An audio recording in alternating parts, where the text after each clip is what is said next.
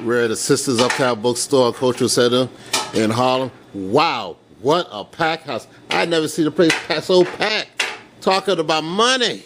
Yeah. Money, money, money. Young lady, what's your name, my friend? I'm Kara Stevens. I'm founder of the Frugal Feminista. How long your organization been in business? I started as a blog in 2013. And since then, it's branched out into being a site where women come for personal finance support in terms of resources, in terms of services, and in terms of like financial products. You know, also too, you mentioned that the sisters, the black women, they have to work a little bit longer at the job. Could you explain that to us?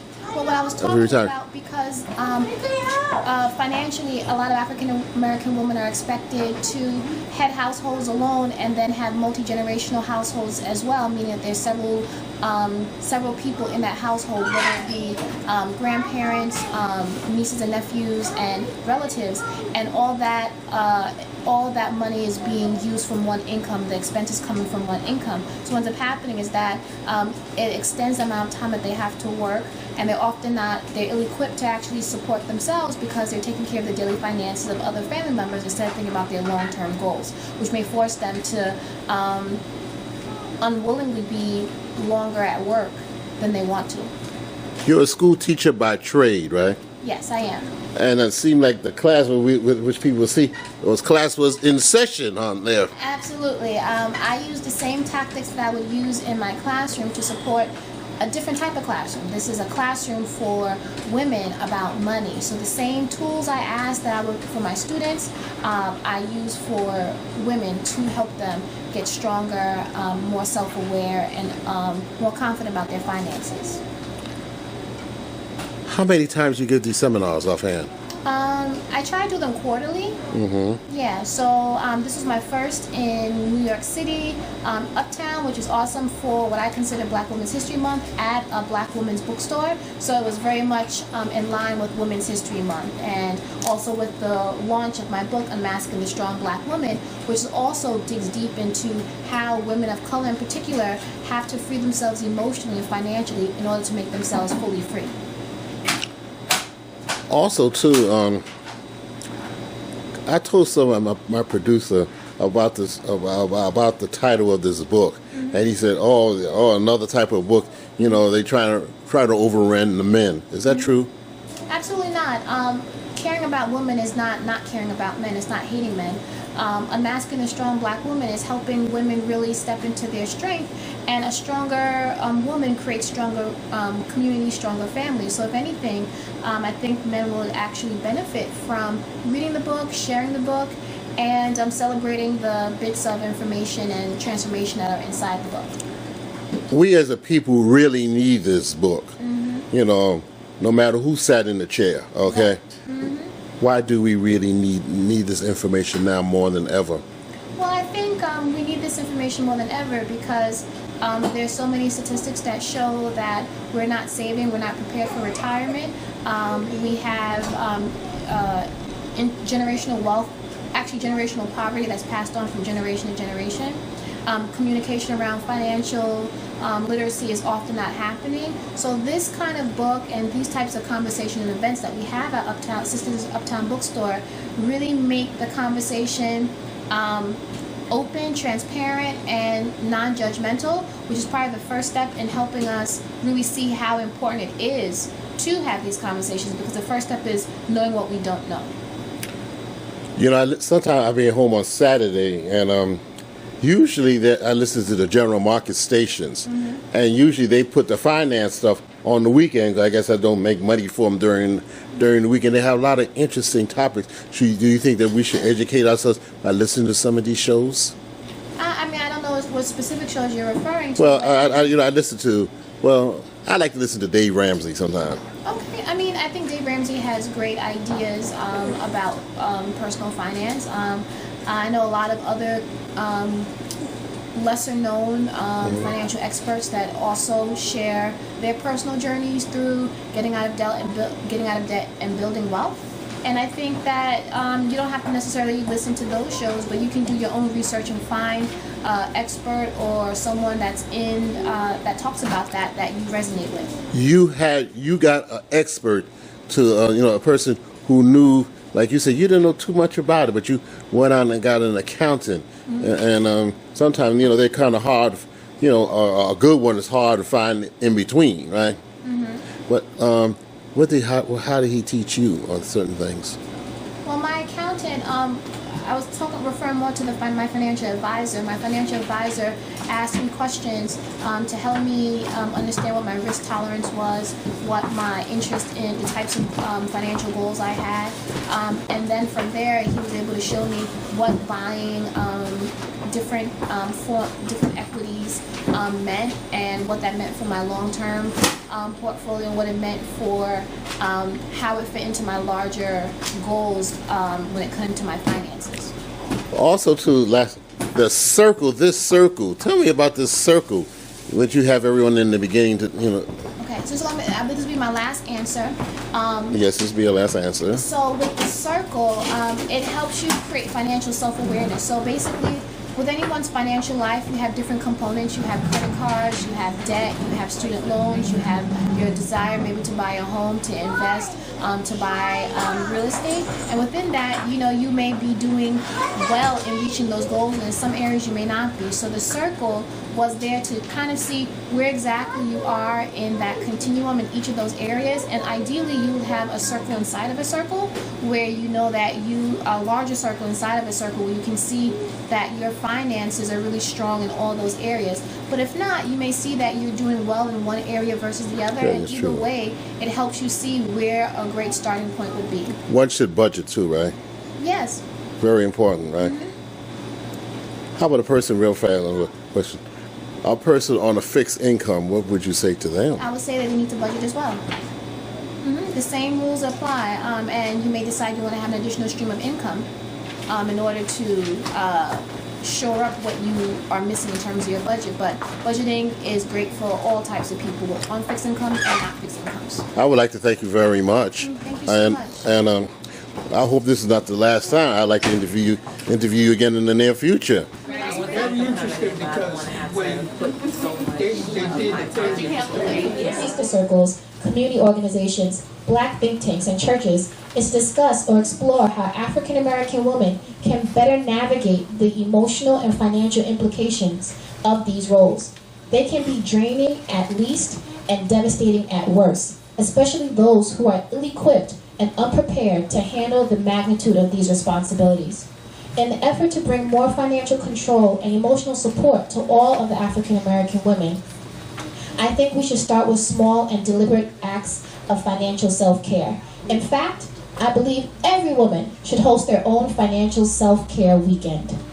A financial self-care weekend is an important first step in giving black women the space to organize their thoughts, emotions, and finances so they can be there for themselves and others in their lives. With a financial self-care weekend, time gets to stop so black women can focus on themselves, attend to their spirits, create long-term and short-term financial goals, and create action plans to actualize them.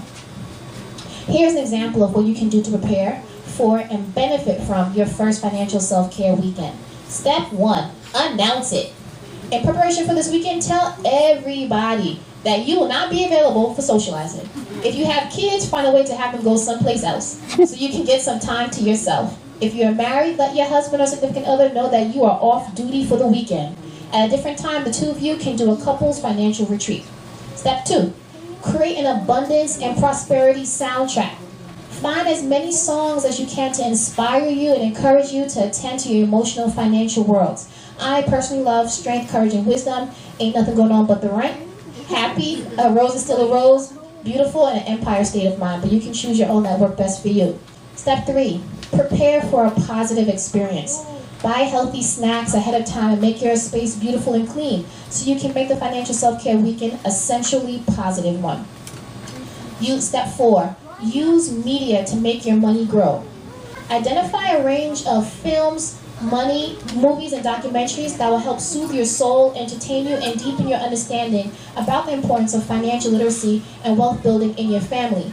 While I can't speak to your personal taste in movies, I know that Keeping Up with the Joneses and Confessions of a Shopaholic are movies with strong themes around financial literacy and the downfalls of consumerism.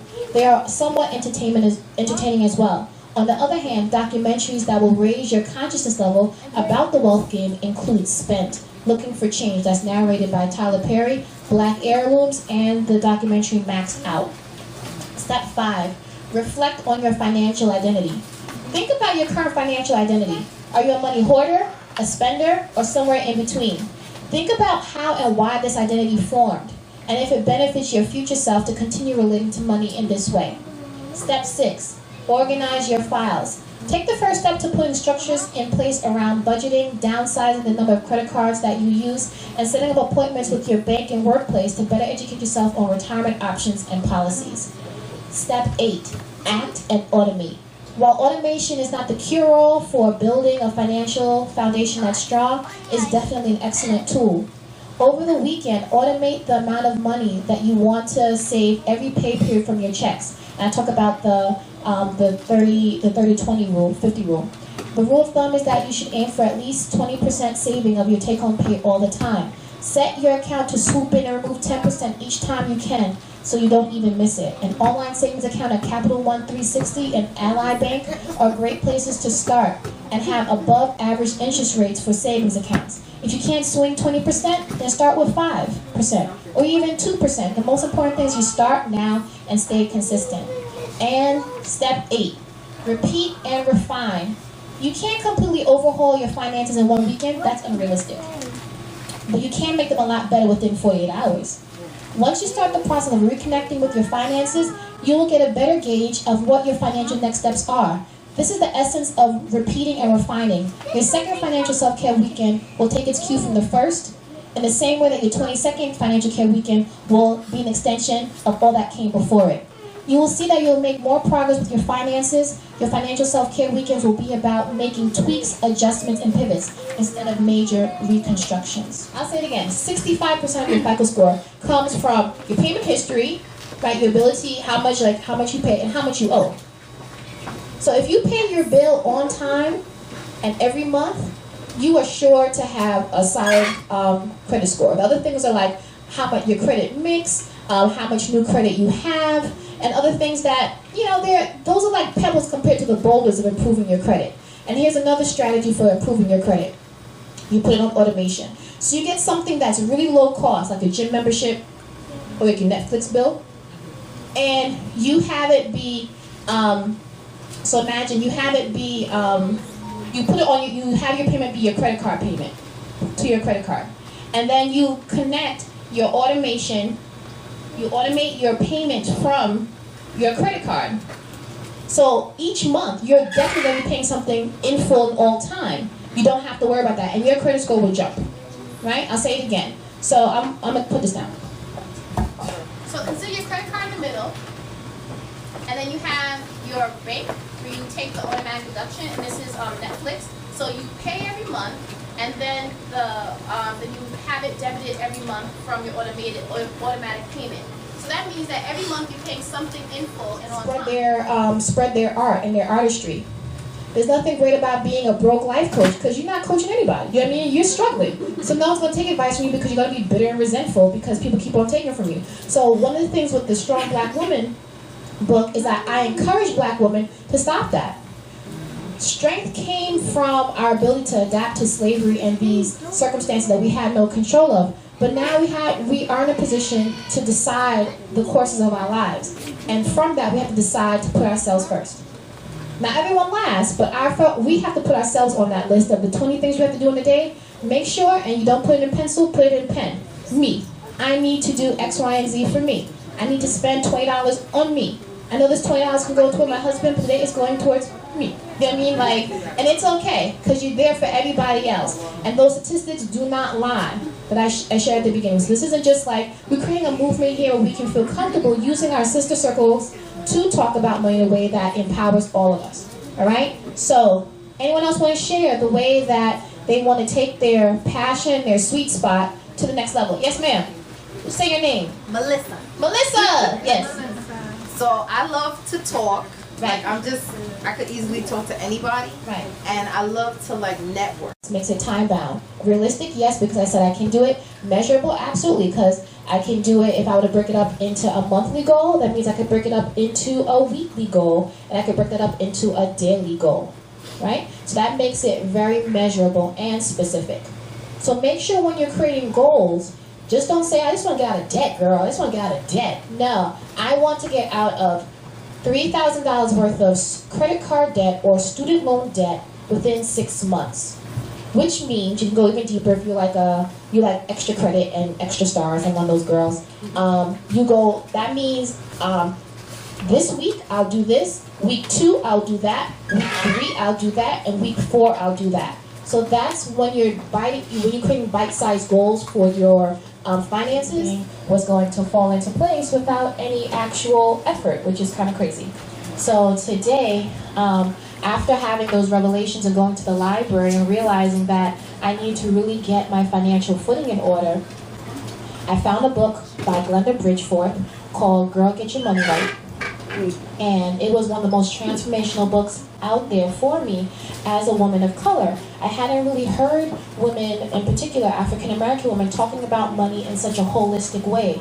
Money was viewed from a spiritual, a social, a cultural, in addition to, of course, an economic perspective. And what I just fell in love with the idea of changing my life by changing my finances. And then once I read more and more and more, I began to realize that there was a lack of brown girls who were younger. I was in my 20s and now I'm in my 30s. There was a big gap in women who kind of talk like me, walk like me, thought like me, and being able to share my experiences, not from some expert level, but from like a sister girl. Listen, this is what my story is, this is how I've changed my finances, and this is how they've been improved as a result of my efforts. And that's what the Frugal Feminista is about. It's about making personal finances a brown girl thing, right? We see a lot of talking heads that talk about money, but I can't identify with them. But I wanted to create a space where I could have someone reflect my values, have a space where others can feel comfortable to share their stories.